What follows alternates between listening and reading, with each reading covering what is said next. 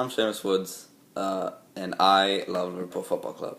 Now, if you're watching this, it's because you are close to me, and I need to describe to you why I love Liverpool Football Club so much. So, to start off, as you know, my father is Irish. I have a dual citizenship to Ireland. So, football is... There was no other option to me. There's a joke in my family that I learned to kick a football before I learned to walk. And it's true, almost. Yeah, it is pretty true. So, loving a football club was never going to be a question. It was just which one would it be. And my father grew up loving Liverpool. Liverpool has a strong connection to Ireland in general. And also he loved the all red growing up as a kid. So that kind of helped it too. But it doesn't change the fact that that doesn't really go into why I love the club so much. So my first memory of watching football as a kid was in 2005, the Champions League final versus AC Milan. Now, Champions League final is, in case you don't know, is a tournament, or the Champions League is a tournament of all different clubs in Europe, and at the end of the year, at the end of the season, there's two teams, and it's basically to see what the best club in Europe is. It's it's the biggest thing. It's the biggest prize in football. I think it's even bigger than the World Cup. Don't tell anyone. So I got picked up from school early, but I still missed the first half. And I remember vividly sitting there in the in front of my house with my mom there. Like, she picked me up and just said, "Look, Dad's not very happy right now. They're losing 3-0. So, if he's kind of not the best, that's why. Be patient with him." And I didn't really understand it because, as I said, I didn't really watch football religiously as I do now. So yeah. So I go in the house and he's heartbroken. And I don't know what it means, and for me there was no other option than winning because I didn't understand the real world yet. So I thought we always got what we wanted. But I see him just heartbroken there, and I said, "Don't worry, mate, we'll win the game." And he looks at me joking like, "Yeah, whatever." And then the halftime comes there, and I'm sitting there before the second half starts, and they're showing the Liverpool fans who are as heartbroken as my father is still singing the song "You'll Never Walk Alone" with such passion that it seems impossible that you can be that devastated and yet keep willing your team along and keep believing. It seems impossible.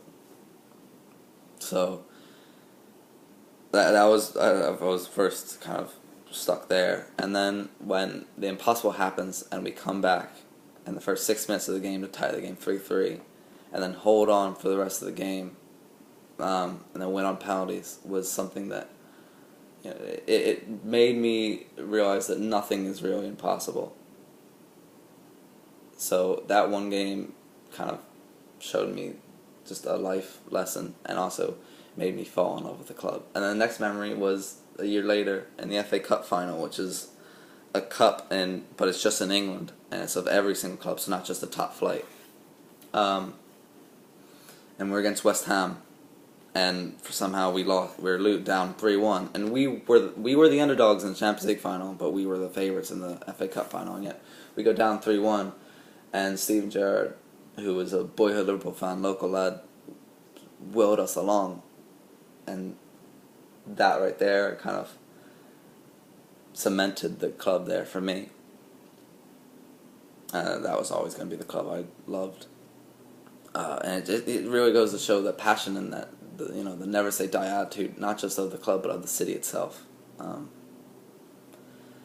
So yeah, that goes down to it. And then I just described Steven Gerrard to you. I was born April 29th, 1998. I think he made his debut in the 97-98 season. So since I was born, he'd always been a member of the club, and he'd always been in the squad. So it seemed, he's retiring or he's leaving Liverpool this year, and it really it seems impossible to me that to imagine the club without him. But yeah, he is, and he's the hero for me. So as I got older and I started to really kind of be more interested in football and want to know more about it, I started learning about history of not just the world and football in general, but specifically Liverpool, because as I said, that was the club. I was never going to support any other. But as I started learning more, I learned about the history. And I learned about, as I think I mentioned before, the success and how Liverpool is the most successful English club ever. And I know that if there's a United fan ever going to watch this, I know that technically Manchester United has won more English titles than Liverpool, but it doesn't change the fact that overall, if you look at the trophies, Liverpool's the most successful club. There you go. And so I learned about the success, and yet we haven't won an actual English league since over 20 years now. And it really, it is painful to know that, but just for that, just think about how over 20 years can go by and still Liverpool's wrapped in this legacy and still has these fans and support there. It's impossible to imagine any other club having. And I learned about that. And especially now in the modern day, how there's fair weather fans left, right, and center. And Liverpool still has more fans than ever, just willing them on. No matter how badly they play or how well they play, they're always there, through the good and the bad, and just keep supporting the club. It's nothing like that in the rest of the world. Nothing. And then I learned about the tragedies as well in the club. And there's two tragedies that happened. One was in a Champions League final against Juventus, and it was in the Heysel Stadium. It's just called Heysel now. The tragedy is just remember it as Heysel.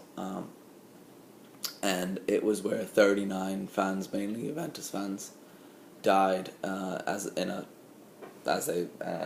I guess it was a fight as Juventus fans pushed Liverpool fans, and then Liverpool fans pushed back, and as a stadium, because this is a standing only thing, and then the stadium there was a cement wall, and Liverpool fans pushed, and 39 Juventus fans were murdered or died because of that. And it truly is a tragedy. It remains in the club to this day. Because of that, English teams were banned from the European tournaments for years. But it's a tragedy. It really is. It's terrible. And then the next one was a couple years later, and it's Hillsborough, and that was the FA Cup semi-final. Where Liverpool were playing, where, as I was saying, there's a standing room only in stadiums, or there used to be.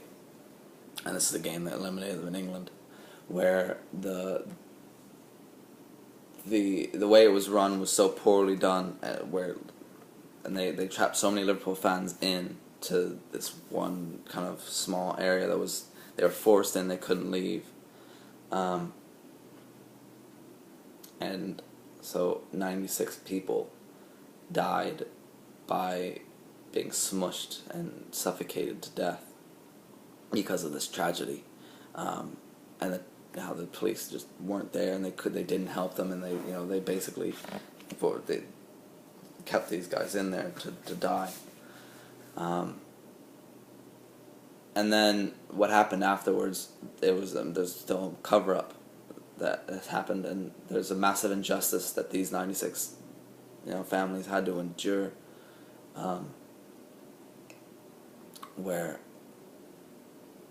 the 20-something years later, there's still a trials now, and there's finally getting justice done for these families, where, and it just goes to show how this club is every year they have a memorial to these, to the 96,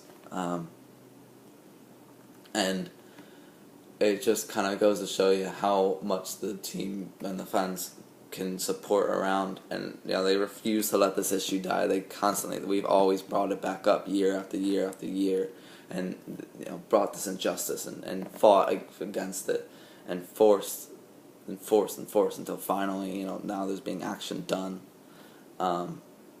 for these families, and to finally get some justice for what happened.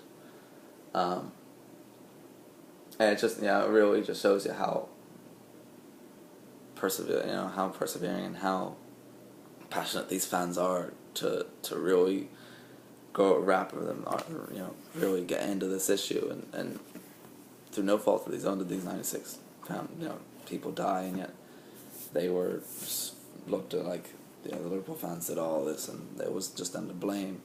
And so now it's really been a long fight and for this justice, and it's all basically because the Liverpool fans refuse to let it go.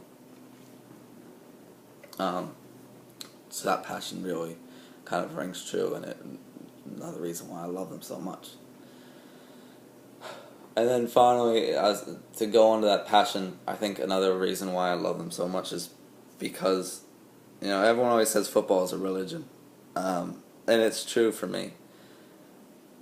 And Sunday is a holy day, but it's not for church. It's to go to to go to my holy land, is Anfield, which is the stadium Liverpool play in, and specifically the Kop, which is this one section of the stands, which is recognized around the world as being one of the most passionate places in the world for football. And it's true, because these people,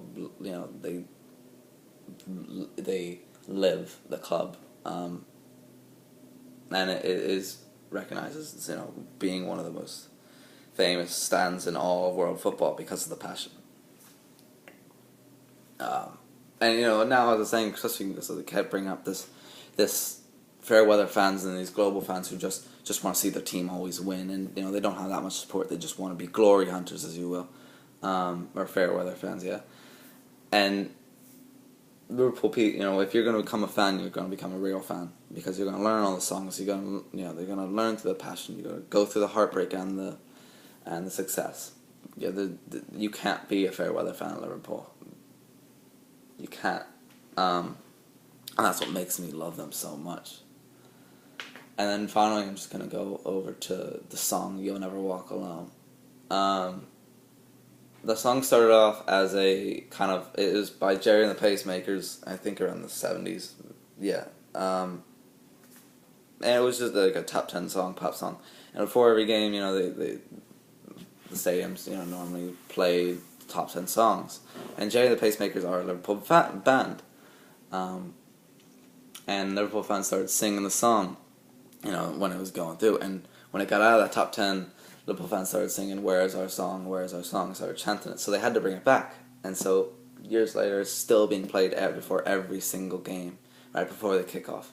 And the passion and the love that this one song has around it. It gives me goosebumps and almost brings me to tears every time I hear it before every single game, because of what it's been through. And while it was just originally supposed to be a top 10 pop song, it's gone, and it really reflects everything that the club has been through the tragedies and through the success, and basically saying, if you are a part of this club, whether a player, a fan, or if you've worked for him in any way, or you're anywhere involved, you will never walk alone, because you will always have these people who are there and will always unite you to this one club, and will always be there and will always love you because you were involved in this one club. And this unity and this love and this passion is shared with, and it's paralleled with no one. Liverpool is by far the most passionate, the most loving, and for me the best club in the world, and that's why I love them so much.